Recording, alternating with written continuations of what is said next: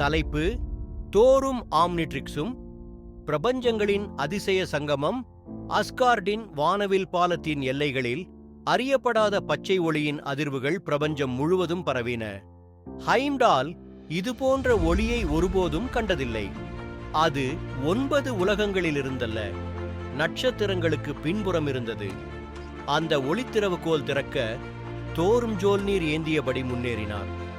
வானத்தில் பச்சை ஒளி பறக்கும் ஒரு மறையாத கருவி, ஆம்னிட்ரிக்ஸ், மிதந்து கொண்டிருந்தது. அதை தொடர்ந்தவுடன் அந்த கருவி தோரின் கையிலே பதிந்தது. பச்சை மின்னல் போல அதிர்வு எழுந்தது. தெய்வீக மின்னலும் வெளி உலக சக்திகளும் ஒன்றாக இணைந்தன. தோரின் உடலில் நுழைந்த புதிய ஆற்றல் அவனை இன்னொரு பரிணாம நிலைக்கு உயர்த்தியது. அவனது ஆர்வம் தூண்டி ஆம்னிட்ரிக்ஸ் பொத்தானை அழுத்தினான். பச்சை ஒளி மாறி அவன் ஹீட்பிளாஸ்டாக மாறினான்.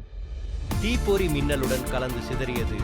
பிறகு போராரம்ஸ் கட்டுக்கடங்காத வலிமையுடன் பனி மனிதர்களையும் உலுக்கியான்.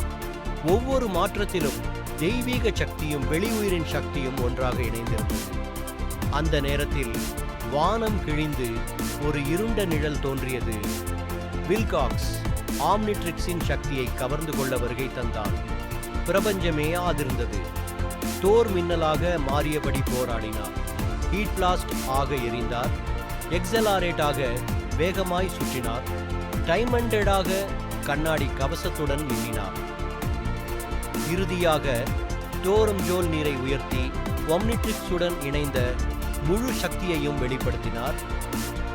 ஏலியன் தண்டர்ஸ்டார்ம் எனும் அயன சக்தியின் மின்னல் புயல்.